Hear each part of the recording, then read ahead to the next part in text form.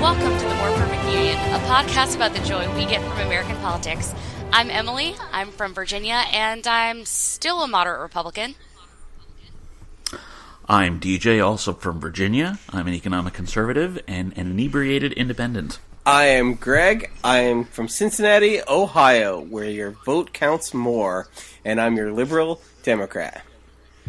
And I'm Jonah. I'm an independent from Maryland, and that's all that I know that I am. Make sure you find us on the web at moreperfectunionpodcast.com, plus blogs and commentary.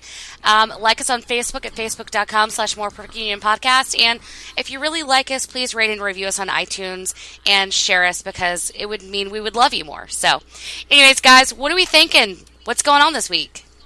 Well, we still have nothing much really happened this week. This has been a kind of a down week. We don't have any more primaries until next week. It's been very slow, and there's been Is that right? That wasn't exactly that. There was a. There were primaries on Tuesday. Oh, there were. I guess so. Gosh, I'm thinking. Yeah, so there were two primaries on Tuesday. Yeah, for the Democrats. There were. Oh my goodness! And there was one for the Republicans. So let's focus on the Dem Oh, ones. let's focus. Oh gosh, I forgot. It was. Yeah, it was a split decision. Hillary, Mrs. Clinton won very narrowly in Kentucky, and she lost not very narrowly in Oregon. No real surprise that she can't carry Portland, which I think initially was called the City of Western Vermont before they changed its name. But I guess for me the interesting thing was the fact that everyone. Apparently, the whole Nevada fracas is this appears to be everybody's excuse for turning on Bernie, which I think is kind of silly myself, because I mean, hey, it's Las Vegas. You know, somebody picked up a chair. They used to bury people in the desert in Las Vegas, so I don't really think this is an improvement, folks. Come on now, but I know Greg, you're a Hillary guy. I am a Hillary guy, but I'm not an anti-Bernie guy, though. I like Bernie, but I'm not an anti. Excuse me. I'm a Hillary supporter. His supporters are driving me nuts, though. That's more than anything. I was totally pegging you as a Bernie guy early on too. Oh yeah. I am liberal enough, and without a doubt, it's the only thing is I can do math, and I like to win. I'm pragmatic enough that I see where this is going. All those things that Bernie's done, I'm really into, and I'm like, oh yeah, and I love the fact that he's pushing the conversations left. I'm for it. I love the fact that this was not a coronation, that this wasn't a gimme, that he's energized the youth, and I love all those things about Bernie, without a doubt. If you ever hear me say anything disparaging, many times it's in jest, because I really have a lot of respect. We have a Kardashian-sized butt coming, don't we? No, it's just his supporters drive me nuts for the fact that they do not understand how primaries work. And they cry foul every time that they go, oh, well, why aren't they all open primaries? Well, that's not how the primary system works. Or, superdelegates should vote for their states. Well, that's not how primaries work. Well, they should, but they don't.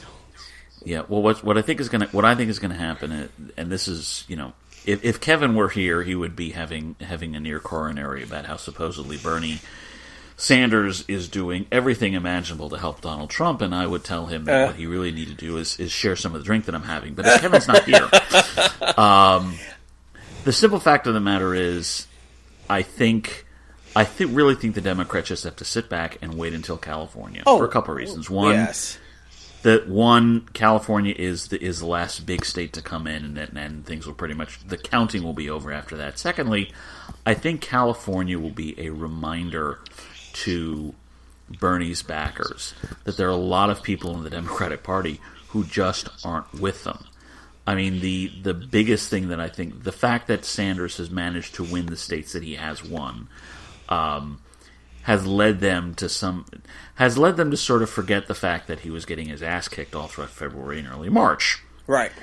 You know, a good thumping in California, which is I think what she is about to give him, will remind them that they are a minority within the Democratic Party. They're a minority that should be listened to, and I think they're a minority that will be listened to because no one over there. Well, there are some Democrats who are stupid, but none of them are actually running the campaigns. They will step back and go, okay, it's clear now.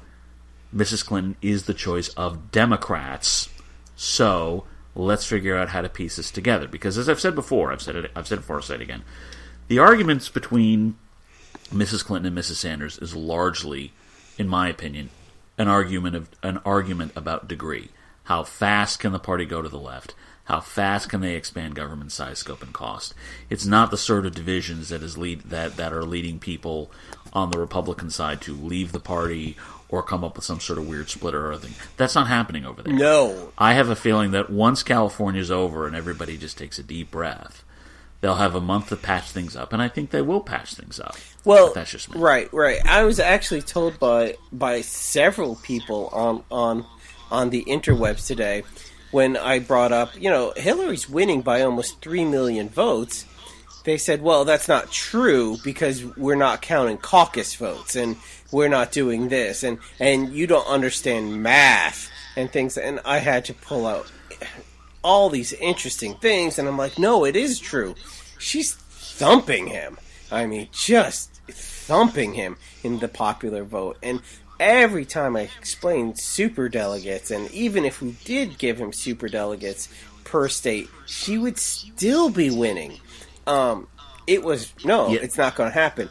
But once California's over, and because I honestly don't believe he will run as an independent. I don't think he... No. And once that happens... He is not going to do that. No, once that happens... He's not going to do that. No. Mm-mm. Once that happens, and once there's a couple weeks where he goes, look, we did what we set out to do. We have this wonderful movement. Let's win. Let's stop Trump. That's more important. Then, it'll be great. And the party will show their respect to him at the convention. It's not going to be like Ron Paul 4 years ago. I mean, they're not going to shut him out completely like the Republicans did. So let me ask you... Oh, go ahead. Well, here's my question. So coming from the Sanders camp, one of the complaints that they have is that the whole primary process, state to state, is kind of a mess. And we hear this a lot with Nevada, but we've also heard it in a lot of other states where the Sanders supporters in particular and the Trump supporters on their side will talk about these rules are ridiculous, the game is rigged, there's a coronation waiting to happen, and it's just made to be very confusing and it doesn't make any sense. Now, we all pay attention to politics, and I bet we all know what the rules are for our primaries. Do you think that if you're someone who maybe shows up in the general, but not really in the primary, but this time you really got motivated for Trump or Sanders, do they have a point? Are these rules so screwy? No. Yeah? I will say no, and I will say no for this reason. I want to be careful about how I say this, despite how intoxicated I am, because I've had quite a bit of the whiskey. But none of that changes the fact that the campaigns should be aware of this. And I can't speak for the Sanders folks, but I know the Trump campaign was thoroughly unaware of how caucuses worked, and they didn't care. And to their credit, they turned that weakness into an advantage by basically screaming the fixes in everywhere they could, and that worked. I don't think it's going to work as well for Sanders people because, well, for a whole bunch of reasons. But the point I'm getting to is it's the responsibility of the campaigns to let their supporters know how these things work. And if you are somebody who says, "Hey, I want to help Bernie Sanders at the state convention," and it's too late, what the supporters should be telling you is, look, sorry, it's too late. You can't help in your own state, but you could help in another state by giving us some money and letting us use that money for gas so that somebody can go to this convention in this state where where things are still open. That's what you do as a campaign. You find other ways for supporters to help you. If they can't give you their money, then they give you their time. You find something for them to give to the campaign. My guess is the Sanders folks probably didn't do some of that because they probably, to be honest, I don't really think the Vermont senator expected he would be in it this long. Yeah. I think he's done a lot better than he thought he would do. So this was one where the support really ran out ahead of the organization. The organization didn't know what to do. And unfortunately, they still didn't know what to do, or they still don't know what to do, because they're making they're whining and complaining instead of saying, oh, okay, these are people who can't help us in state X. Let's figure out how to leverage them and help us in state Y. Right. And that actually, they did not do. I can speak for that personally. I have a lot of friends who volunteered in Kentucky, which is literally 20 minutes away from me. And they were volunteering for the Sanders campaign weeks and weeks ago, and maybe even months ago. And the campaign was like, yeah, we don't have anything for you, and we don't have lists, and we don't have walk lists. And even like 2 weeks ago or 3 weeks ago, when they were like, hey, can we go out? They had massive amounts of people, and yet no organization, because were they ready? Did they think, long term? Did they think they were going to make it to Kentucky? Probably not. Probably not. Probably no. not. I don't think that. Yeah, they probably didn't think they were going to make it this far. Right. I don't think anybody thought they were going to make it this far. I think the focus has been on the mess on the Republican side so much that there is a lot of anger and a lot of disappointment on the Democratic side. I frankly think that the president sort of oversold what he could do, and he's not paying for it because obviously he's had his 2 terms and he's out. But I think the party is paying for it a little. Yeah, and we have seen this, and you and I have seen this on the Republican side, where folks overpromise, they get their 2 terms, and then their successor candidates are left essentially paying the bill for the party. And Absolutely. I think that is what is happening now on the Democratic side. The question is, can they handle it better than the Republicans did? Because the Republicans totally effed it up. Right. And that's something that we'll have to see. Right, and the president's approval ratings are higher than ever right now. I mean, they're almost at 50%. Well, because he's not been a part of the campaign. Right, because he hasn't been part of this campaign. That's the point.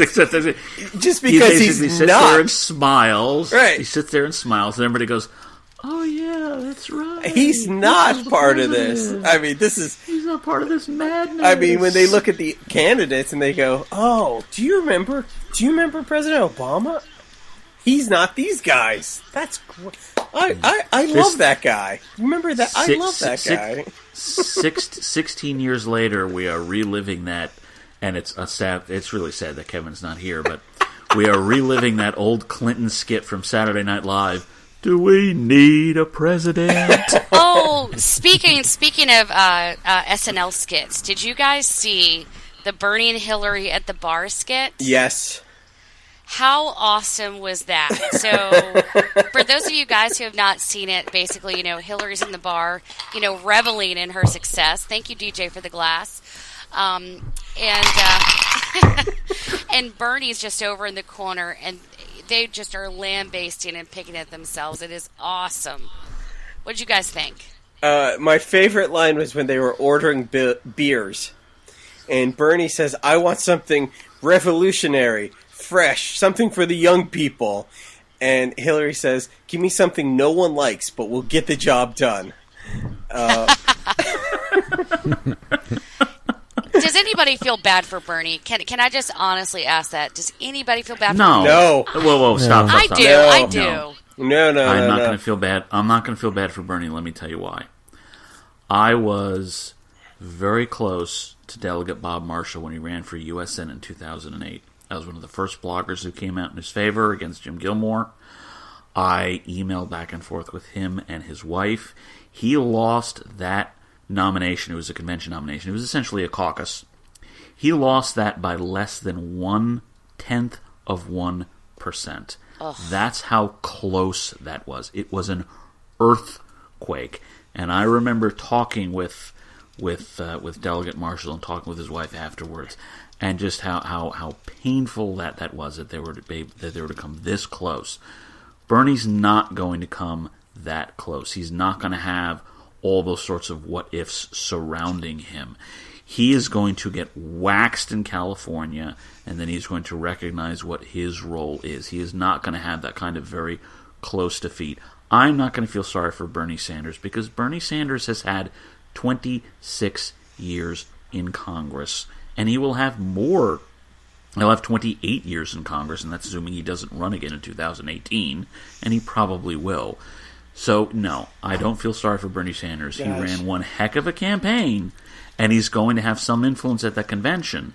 But, after what I saw happen to Delegate Marshall, and those are the kind of people that I will feel some sympathy for. But not for Bernie Sanders. But do you guys not think, devil's advocate here, do you guys not think that Debbie Wasserman Schultz was kind of crappy to Bernie just a little bit?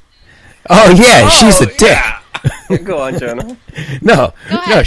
Okay, well, so, firstly, she's an ass. But to answer the original question... No. Can you put it in some sort of empirical I drink term? to that, Jonah. No, I'm not going to pretend that she's a valid human. She's given up on that. No, but to go back, when I think about Bernie Sanders now, I'm actually not sure what emotion it is that I feel. And I don't think it's that I'm feeling sorry for him, because he's accomplished a hell of a lot. But I definitely, especially this last week and a half, 2 weeks, it definitely feels like he really doesn't know what he's doing, and the tone has changed and the language has changed. So I don't know how I feel, but I know that it's almost what's great about Debbie Wasserman Schultz right now, as a delegate from representative from Florida and head of the Democratic National Committee. She has a primary challenger that Sanders has endorsed, and that's fantastic. But if we want to go to this idea, and I don't know that I agree with it, but if we want to go with this idea that all of these new people in the Sanders camp that are very passionate for him, but don't know the rules and don't know how to vote or what direction the sun comes up, but they really love Bernie Sanders, then of course Wasserman Schultz has kind of antagonized all of them by being an ass and by not being impartial. By pretending she is and then not behaving as though she is, and then being snippy and being an ass. So I think that this is really her own making. It's very different from the way Reince Priebus has been behaving, who is like really presiding over the burning of Rome. No. And Reince Priebus is merely a different kind of ass. But his behavior. But okay, like, so I look in his eyes and I more see hair, more acne, but just a different kind of ass. I'm sorry. So I have a funny thought, and this is just pure just craziness, but I just had this imagery of Debbie Wasserman Schultz and Reince Priebus at a bar somewhere, Cleveland or Philly, saying, "Hey, we're going to put our conventions in the Northwest and let those towns burn to the ground, because, in the North, they'll rebuild it again. It's cool. They were steel towns. So we're putting our conventions in the North. You on board?" Yep. That's how it went. Speaking of bar, I'll be right back. Well, I mean, just the difference between those two for me is that before Trump was the presumptive nominee, Priebus really looked like he had no idea what to do, and at least the public perception, my perception of him, was that he was really hoping someone would tell him what was going to happen because he couldn't shape anything. And maybe Wasserman Schultz saw that and said, "I will not lose control of this. Sanders, you're going to do what I say." And then, she started picking fights where she shouldn't. And so maybe they are both in a very crappy position, and they'll be known as the two that were in charge when the whole thing fell apart. but I think they're behaving very differently about it.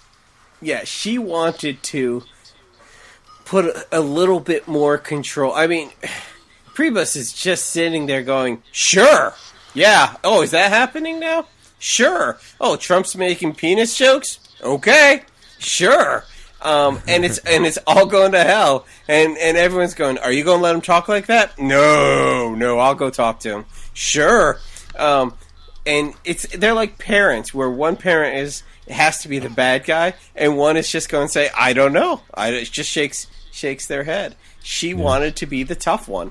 And unfortunately, it's biting her in the ass. You know, when the kids, when they split up and the kids have to choose one of them, they're all going to go with Priebus. So the breakup, if you will. The breakup, yeah. I think, however, no matter, even if Sanders does endorse DWS challenger in the primary, she's still, I think, going to win the primary. Oh, it's already a done deal. suspect. He's already endorsed. Yeah, right. But even still, I think she's got the money. I think she's won it several times. I don't have a sense of how popular she is in her district. Is she? She's won it handedly the last couple of times. I have a feeling she will safely have another term in Congress. I don't think she's going to be DNC chair. As I understand it, and Greg, correct me if I'm wrong, the nominee selects the party chairman. Am I right about that? No, it's a separate thing. Yeah, that's completely separate. No. And thank goodness, no. Because who voted for Michael Steele? That's the first question. Right. And, no. I know the Republicans do it differently. No. But if no, because for some reason I thought they never would have let Howard Dean in. That's a good point. Okay, never mind. No one liked Dean. Okay, then let me ask this question. Now, if memory serves, Greg, I think you were with me in being skeptical of the notion of Elizabeth Warren as a vice presidential nominee. Oh yeah, there's no way. Correct me if I'm wrong. Okay. Yeah. What do you think about her? What do you think about her being DNC chairman? No way. Really? No way. No way. Look, she's happy where she is. She doesn't have to leave the United States Senate to be DNC chair. Yeah. She does not want to raise money. She doesn't want to have to be. Being DNC chair sucks. There's so much compromise. There's so much. Hi, would you here put my name, and I'm going to raise $15 million today, and I'm going to go meet these executives. Oh, what are they doing? Oh, they're clubbing seals today. Well, I think we're okay with that. It sucks. And if you ever watch Debbie Wasserman practice her smile, and you just see tears behind it, it's because she is DNC chair. She just loves... Elizabeth Warren loves where she is because all she does is kicks ass and chews bubblegum. I mean, who am I taking on today? What outrageous thing can I say? And what kind of fan mail can I get? I mean, is someone making a comic book about me today? Awesome. Okay. Yeah. Well, speaking of compromise and tears behind a smile. No, don't say it. Don't say it. We have the continuing GOP surrender at the pace. No, we can skip this. We don't need to. Where even the senior senator from South Carolina is now privately is now privately telling people to support Donald Trump. Even Lindsey Graham. No. Oh no. My word, no. Say it ain't so. First of all, Jonah, this is just a drink. This is just the meanest of rumor and slander, and there's no evidence that our beloved senator would be doing something like this. I mean, it would really call his entire character into question should it be true, and I don't think I could deal with that. So I shall not have his good name be sullied like that. South Carolina. Don't you dare talk about Lindsey Graham in that voice. I know. I say we're going to use proper Southern accents for the rest of the show, just in honor of Lindsey Graham. I do say. I don't know. I think well, first of all, to say the obvious, it just hurts us all. That this is even a possibility. Wait, my accent or Lindsey Graham saying that? Both. I mean, you're compounding the pain, really. My God. No, I don't know. Have we any sanity? No. It's very sad. But the question is not about sanity. The question is about decency, and that's the problem here. Is that essentially a major political party has basically created a Faustian bargain for itself, and it's signing on the dotted line. We are now supposed to believe that a guy who can call Mexicans rapists and murderers, except for some who are good people. The ones that work at Trump Tower. The ones that work at Trump Tower, exactly. Somebody who, as I think someone described it, has a problem between distinguishing women as sex objects and women as employees. And someone who basically completely either revealed or transformed the Republican Party into the party of big government for white people, is supposed to be a decent guy. These people are, and I actually use this phrase in a blog post I put up on Bearing Drift earlier, these people have become von Pappenized. Ooh. And those of us who are not von Pappenized have to call it what it is. This is the von Pappenization of the Republican Party. So I will repeat again, as I said when I was much more sober than I am now, Emily, please, for the love of God, get out now. Who watched the Megyn Kelly interview with Trump this week? The inside of my eyelids were far more edifying than that interview. Did any? So am I the only one who saw it? Yeah, you sure are. Yeah. Oh my goodness! Oh, for shame! For shame on all you scoundrels! I like this. I think I might do this Lindsey Graham thing. The fact that we talk about Lindsey Graham privately doing this, while Megyn Kelly, who is not an official elected GOP person, but I'm pretty sure she holds some GOP office, doesn't she? Doesn't I'm pretty sure. Is now no. Yes, she is the official blonde spokesperson of the Republican Party. Thank you. I knew that was coming. No, Emily, somewhere. that's Ann. No, Emily, that's Ann Coulter now. Oh, I thought it was Dana Perino. Sorry. Either way, she was like, "Oh, how is it tough? When did you think you could be president? When did you think? Tell us about this. Really? I mean, just none of the hey, go after him. Get him." All the questions and everything was like, where is it? Because let's face it here. If Trump had been honest, Wow. then, which of course he never is. No. But if he had, then when she asked that question, when did you think you could be president? The proper answer would have been, when I accused you of giving me a hostile question because you were menstruating, and the rubes voted for me anyway. And my poll numbers skyrocketed. Yeah. I mean, that's probably when he figured he could be president. Oh, she didn't ask him anything about, the New York Times article with his problems with women. And, I mean, or if so, it was fleeting. I mean, it was... Wait, I'm sorry, the what? There was New York Times. Wait, people still read the New York Times? I actually have... Well, you learn something new every day. I have a subscription. Oh, Jesus. And I have I have a digital subscription. People actually still read the New York Times. Who knew? I'm actually shocked. How can you be shocked? I'm a liberal Democrat. Of course I have a subscription. I was just pure cost here. Now, I mean, I wouldn't buy it, but it's expensive, isn't it? No, not for the digital subscription.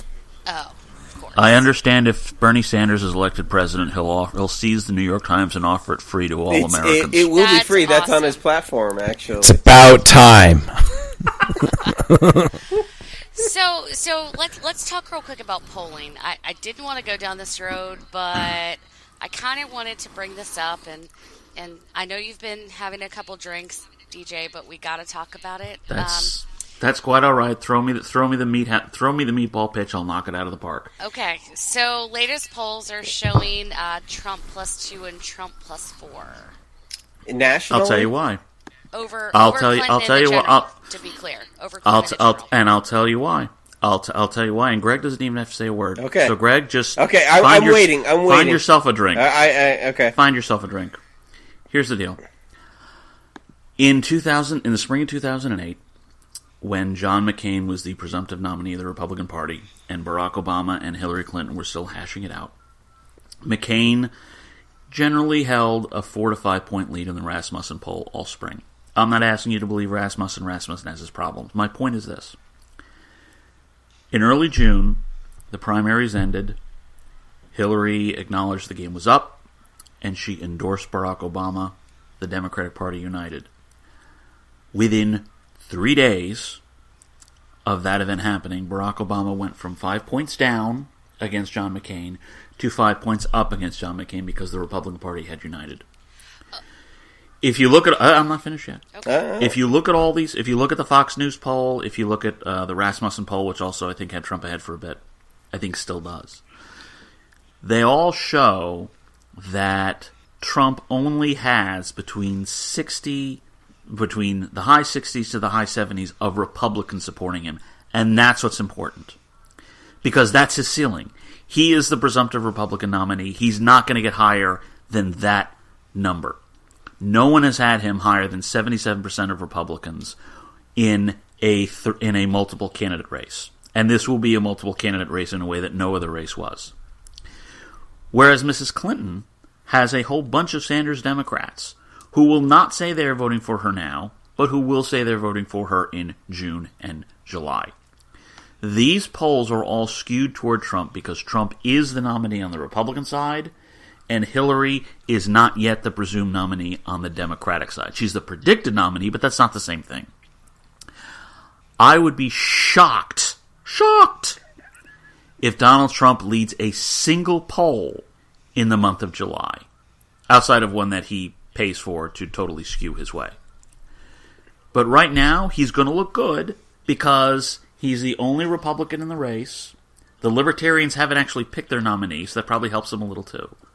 And the Democratic race has not yet been settled. When the Democratic race has been settled, I am convinced Hillary will pull ahead. She'll pull ahead by something outside the margin of error, and she will be at least that far ahead until Election Day. I am convinced of that. Period. That's exactly what I was going to say. Yeah, I agree with that. I think that's pretty right. Mr. McGuire, I may beg to differ on one point. I agree with majority of what you're saying. The only thing I think I'm disagreeing with is that Barack Obama was a more credible candidate at this point in the game, and so is Hillary Clinton, than Bernie Sanders is in the situation with Hillary. So we'll see. But that doesn't matter. Okay. Because Bernie is still in the race. And I would humbly submit to you, as humble as I can be being from New Jersey, that the fact of the matter is, nobody after mid-April thought Hillary Clinton was going to be the nominee. Yes, she might have been closer in delegates to Barack Obama than Sanders is to her now, but there's no way on God's green earth that anybody thought she was going to be the nominee from about mid-April on. We all knew that it was going to be Barack Obama, and it was just a matter of giving her time to figure it out, just like it's giving Sanders time to figure it out. It didn't matter how close she was. We all knew the numbers weren't there. The math wasn't going to stack up. So frankly, the fact that Sanders is farther away from Clinton doesn't matter because he's still in the race. And since he's still in the race, there are enough Democrats who are willing to hold back and who are still essentially holding off the moment where they have to come to terms and recognize that it's either Hillary or Trump. They're not there yet, and they don't have to be there until he backs off. He's not backing off yet. So with all due respect, it doesn't matter how credible you think Sanders is. What matters is how credible Sanders Democrats think he is. and they think he's credible enough because he's still in the race that they won't say they're backing Clinton. Once he backs out of the race, they'll come back to Clinton, just as Clinton's Democrats went to Obama. I love your accent. Thank you. It's fabulous. It is quite wonderful.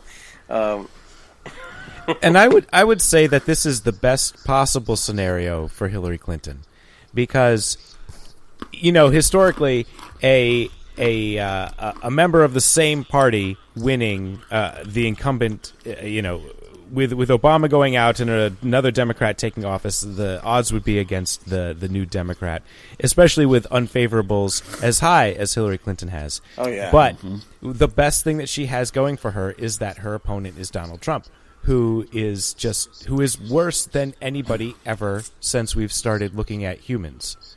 And wait. Hold on. I'm pretty. in okay. American I'm politics gonna and go back and polling just. Okay, fine, America. That's fine. Fine, I was gonna say put I'm a pretty sure caveat there in was. there. Okay, I was gonna say I'm pretty sure there was a guy trying to win power in Weimar, Germany, who was a lot worse than Trump is. That was a long time. Maybe, that was before polling. Maybe a little worse. But so I really do think that all that she has to do is kind of quiet down a little bit once the general happens and the conventions are over. And all that she has to do is remind people of things that Donald Trump has already said. Right. She has to make him do the transition between entertainer and politician, and say, hey, this isn't a game show anymore.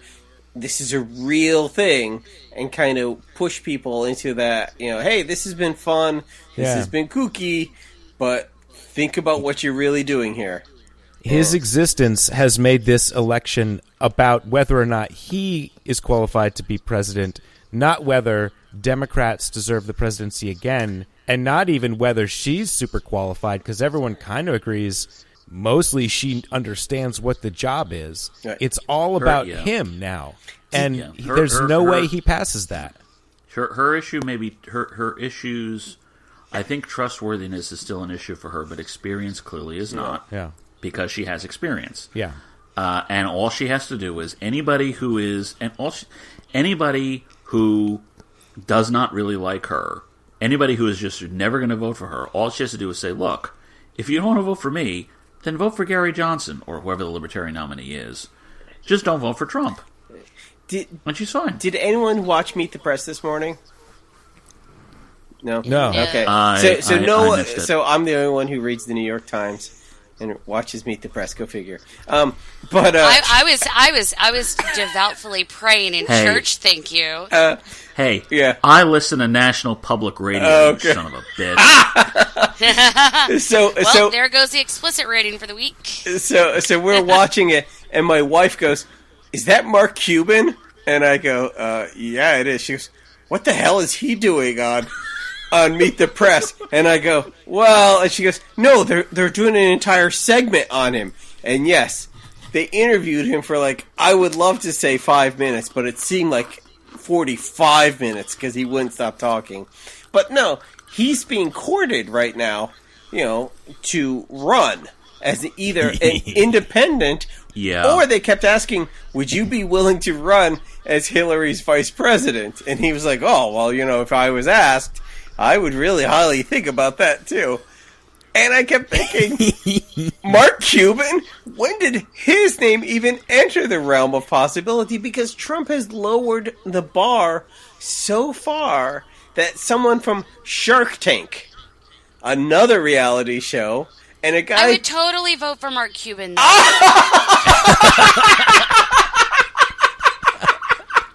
I so would.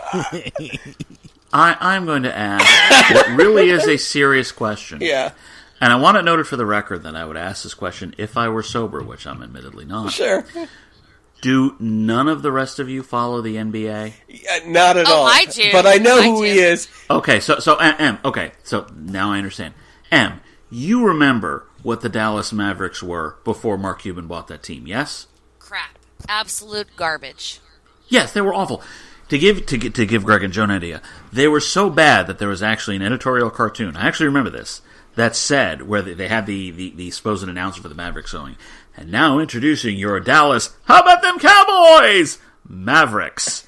And the next frame is the color guy looking at him like he's nuts and saying, hey, I got to do something to get him cheering. The Mavericks were that bad. Yeah. They were awful. They were in the lottery more often than your grandmother throwing her $5 away on Pick 6 tickets. But do you guys They were remember that who owned bad. them? Do you guys know who owned them before? Before Cuban? No, I don't know who owned the Mavericks before Cuban. Oh, Donald Trump. Tell me it's Donald Trump. Hold on. I'm enjoying the moment of knowing something that DJ doesn't. Let me just take that in. Okay, it was Ross Perot and Friends. No. Well, that explains a lot. Oh, he should But totally in any be event, vice president. He should then. totally be vice president then. It's legacy.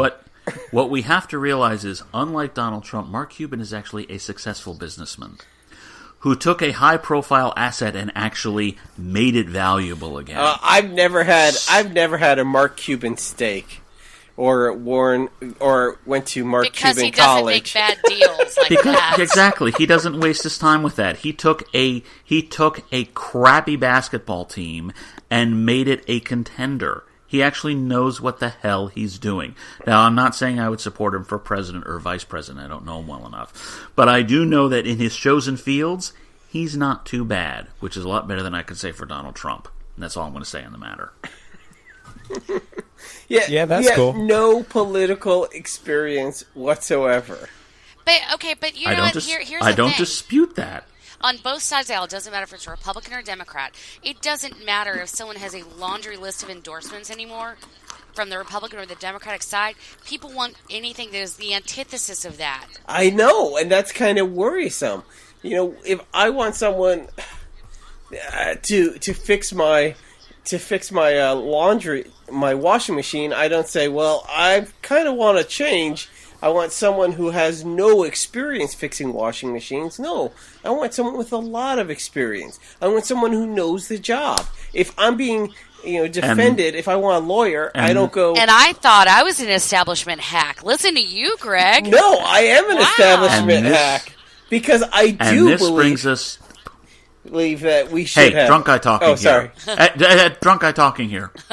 This brings us to the irony of the situation. I can't believe that worked. This brings us to the irony of the situation here, in that it may very well be the Libertarian Party that nominates the candidate with the most executive experience if they go with two-term Governor Gary Johnson, who has announced that he is chosen as his potential running mate, 1.5 term in Governor of Massachusetts, William Weld. Really?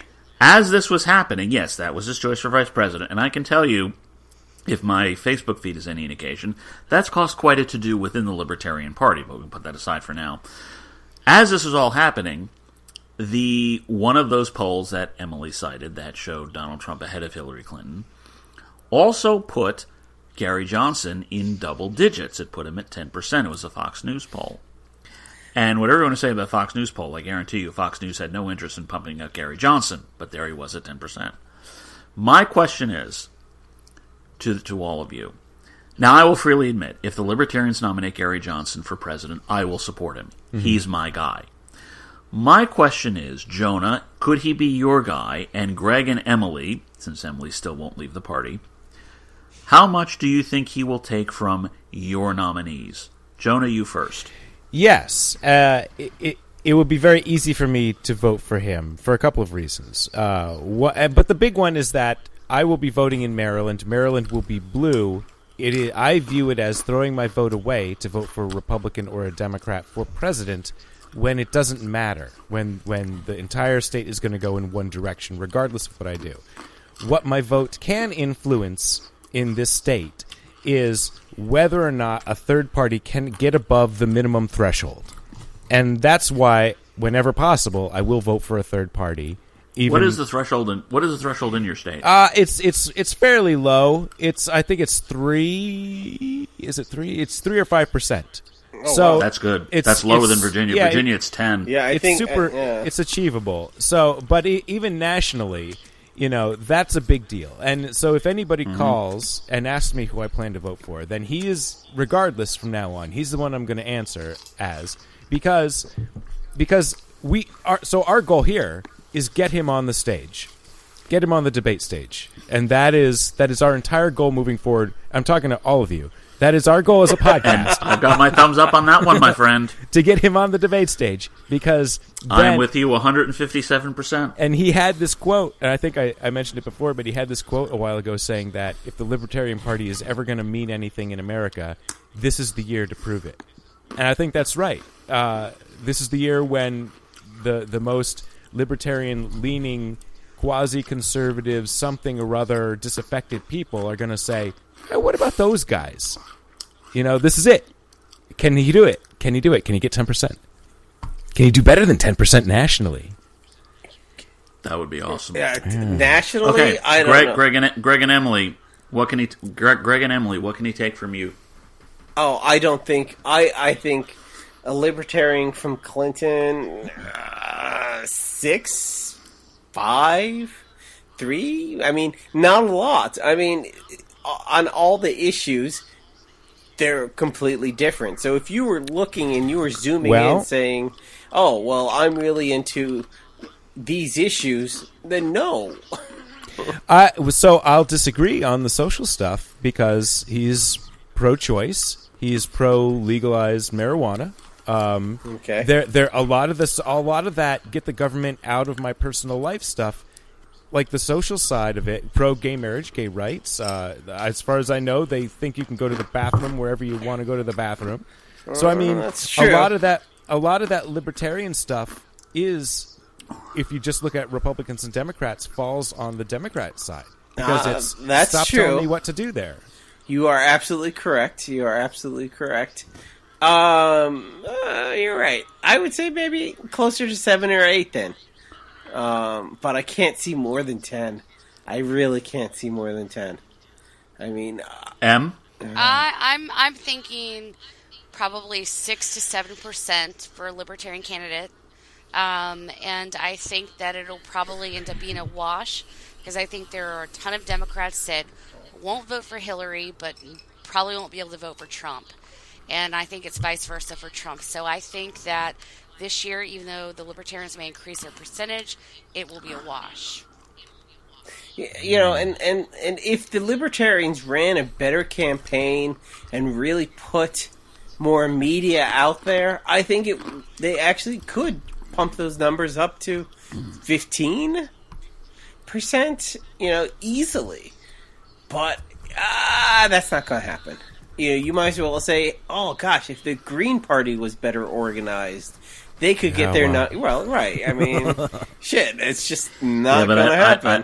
I don't see a whole lot of Republican Green transference. Right. I can see I can see. Well, I mean, to be fair, it'll be easier for Mrs. Clinton to hang on to Democrats than it will be for Trump to hang on to Republicans anyway. Right. But like Jonah said, I can at least see some logic in some Democrats who might be just, for whatever reason, really, really furious with Clinton, who may decide to go over to the Libertarian candidate, unless it's Austin Peterson. He will only pull from Republicans because of who he is. But Johnson, I think, can pull from some Democrats. And I think Johnson will be able to pull from a lot of Republicans, at least I think. But that's just me.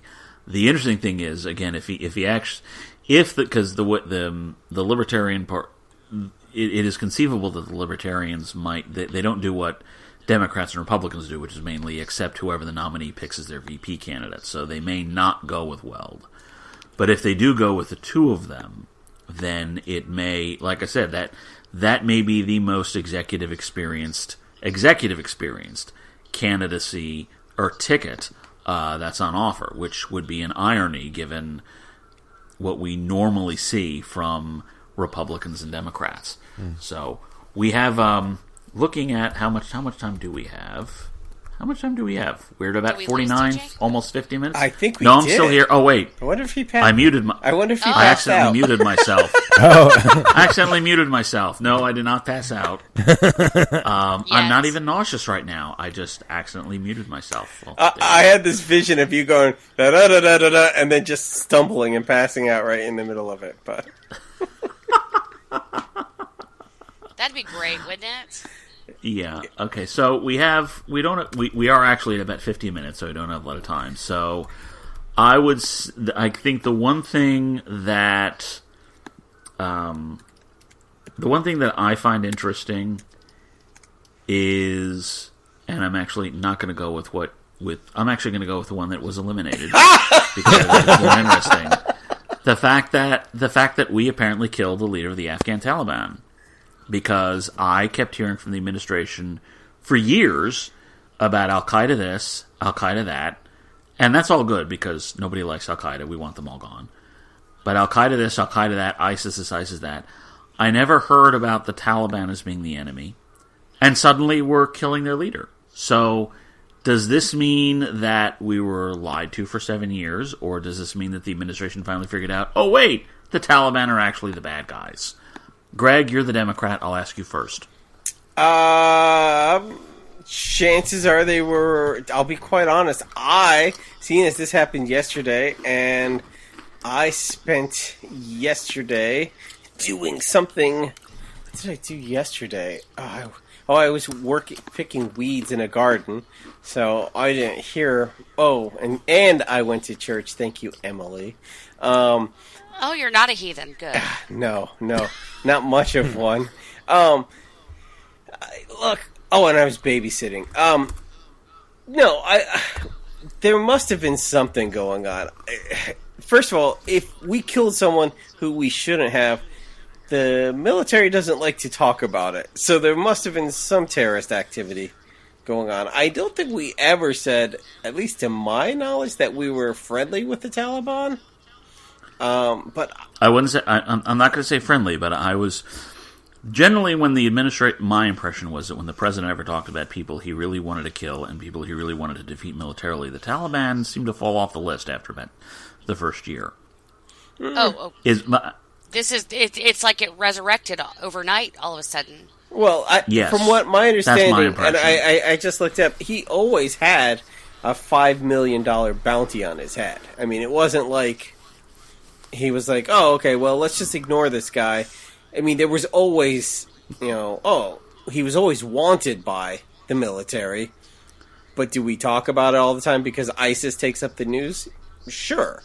There are many enemies in the thing, but no, I mean, I don't see a problem with the military celebrating our successes. I shouldn't say celebrating over a man's death, but no, I mean, it was. It's the Taliban. We'll give you some room to maneuver on. Yeah. It's convenient, though, that we killed him 6 months before an election. Not saying that has anything to do with it. I'm just saying it didn't happen during the. You're just during the midterms. Dropping a broad hint there, Em. Come on. No, it's not like we're going to find Saddam again or kill. Of course, my question is, if we have a $5 million bounty on his head, if a drone killed it, do we pay the drone? I don't know. I think we might pay the kid who was playing the video game at the time, perhaps. Okay. So we've had some really good conversation tonight. DJ got drunk. I'm still kind of in the Republican Party, and Greg and Jonah seem happy. So I'm happy as a pig in mud. So things are going my way. All I know is that by the end of November, we're going to have a Democratic president. Woohoo! or a libertarian president. Or a libertarian president. Oh, that would be awesome. I will say, however, I did not need to get drunk to get happy, but it did help.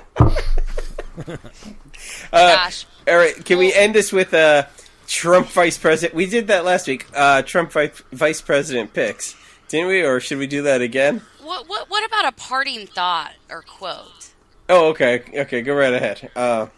Yeah, that sounds fine. I'll start. I'll start. There we go. This is not the year to be sober. All right, Greg, you're up. For all the Sanders people who have never voted for anybody other than Barack Obama, you need to realize this is not the most important election ever. It's just a primary. I think similar to that, I wonder what will happen to the young voters. Normally, the young voters don't actually vote. And if this is the first time that you're old enough to get involved and you got involved with Bernie Sanders and you legitimately think that it's being stolen from you, what do you do next? Even if you're a liberal. That's what I'm wondering. Wow. I don't know how I feel about you saying even if you're a liberal. Well, if you grew up liberal and you're all about Bernie Sanders and you legitimately feel that the Democratic Party has stolen him from you, where do you go next election? And I don't think there's an answer right now. I'm wondering what they'll do. They'll either grow up and figure it out, or they won't, and that'll be interesting. Wait, stolen him? What are they, kidnapping? Yeah, we're putting him in a bird sanctuary. Is he in some basement in Washington, D.C.? If they feel that Debbie Wasserman Schultz is an ass and has plotted to destroy Bernie Sanders from day one, then where do they go? We have men to look at him. Top men. Okay, so we're not talking Top men. top men. Okay, Well, gotcha. I've got a little quote to end the night with. Nothing political, really, but every new day is a chance to change your life. So move forward and don't look back. Right, DJ? That's right, and leave. Yeah. It's so liberating. Well, guys, thanks for joining us tonight. Make sure you find us on the web at moreperfectunionpodcast.com. Like us on Facebook at facebook.com/moreperfectunionpodcast. And if anyone would like to send liquor for our next show, just message us on Facebook, and we'll make sure to get you that address. So hope everyone has a good night.